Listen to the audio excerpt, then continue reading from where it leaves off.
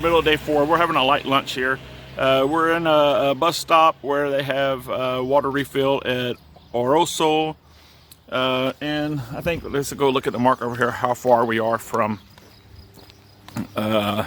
Santiago. So we're 23 kilometers from our destination. But what I want to talk about is day 3.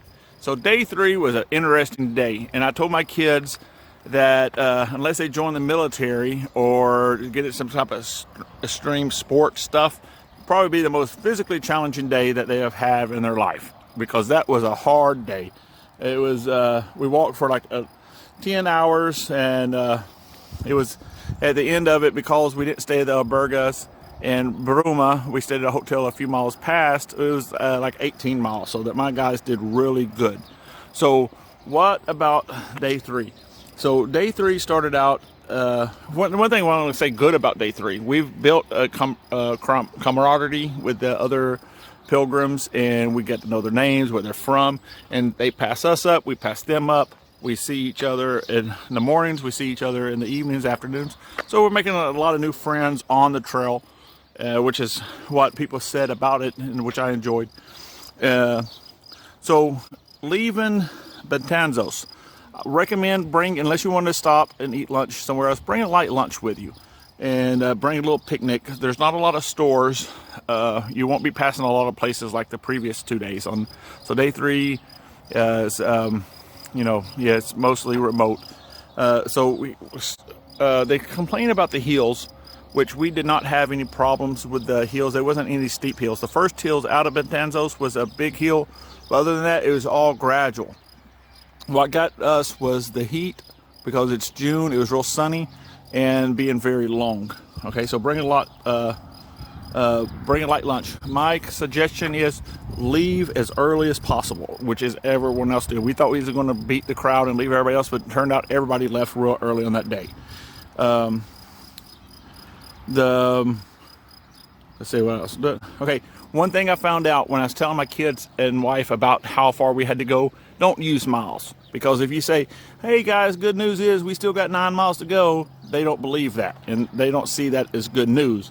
But if you tell them, hey guys, we're halfway there, everybody's cheering. So use fractions when you're telling your kids how far they got to go. Okay, so we started out, we walked up out of Betanzos. Like I said, it's uphill, a very nice walk. And then we, there's a stretch that you had to walk on the road itself, which was bad. That was probably like 2 miles on the road. It's a busy road. They could have done that better. The old trail walked through the woods, but was longer. They got rid of that and put the trail on the road itself. And then we walked into, we took a snack at a place. I don't know the name of it. I don't remember right now, but I'll put it on the side here if you want to know where we ate it on the side. And so we had a small snack, and we walked a little longer. And we had lunch in this in a church cemetery in Liero. It was a really nice place, a good place to stop. It's the middle of the day, and so I recommend, if you take a light lunch, eat it in Liero, especially if it's in the summertime, because it would get hot real fast later. Because what happened, you walk into a tree farm. It's like a few miles of walking on a straight road, but the trees have been harvested, and it was a long, hard walk. And it's straight, no hills, but it's just hot, and the sun was bounding down on us. And we heard other pilgrims call it some people, they call it the road of fire. That's how hot it was, because all the trees had been harvested. But after the road of fire was cool, because you come to a reservoir, a dam, and so then we take a break there. They have a water station. That was nice. And so we refreshed there, continue walking. There was a really cool tree house. I'll show pictures of that we discovered, kind of hidden off the trail. The kids played in the tree house for a while. And so after the tree house, we kept on walking, walked by a chicken farm that was abandoned. Still smells a little bit like chicken, but yeah, well, not the good part of the chicken though. Still smells like a little bit like chicken, but it was okay hike. And so then that farther along we walked, it was a couple of straight roads, and then we went into Bruma, which had where the 2 albergas were at. The one was a private, one was a public. I'm glad we didn't try to get into there because it's first come, first serve, and they only had 3 spots left. So I'm glad we did not depend on that. And then we walked another 3 miles, and unfortunately, one of the roads we were on was like a mile long, had just been paved with asphalt. So you can imagine a long day, 18 miles, and the last mile on a freshly paved asphalt road. But it was okay. Like I said, my guys got tough, you know, and then we just pushed through it, and we made it there in the hotel where we stayed at like 6:30. We used a baggage service for 3 of our bags, and when we got there was like 20 bags at 6:30, so we were not the last. And really by 10:30, we think we still seen people coming in because there was still bags on the ground. So it was a hard day. Don't regret it. My kids are strong. They made it, and we've been blessed with good health to do that trail. So that was day 3, was our most challenging, and everybody says the same thing. I don't think anyone thinks the day 3 on the Camino de Santiago, the English way, is an easy trail. So follow us. Please hit subscribe.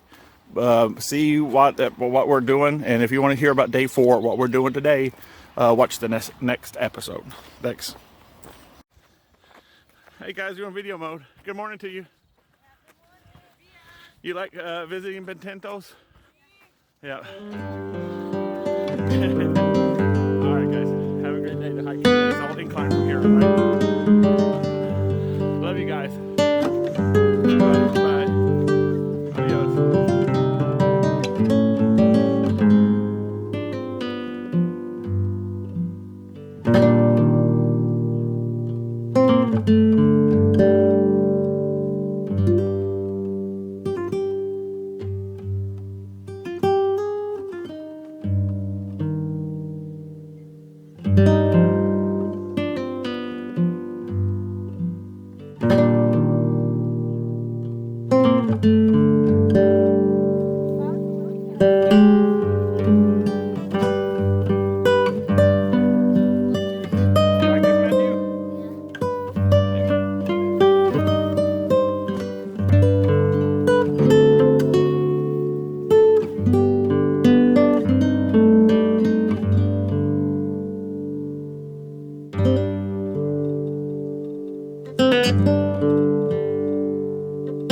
Matthew?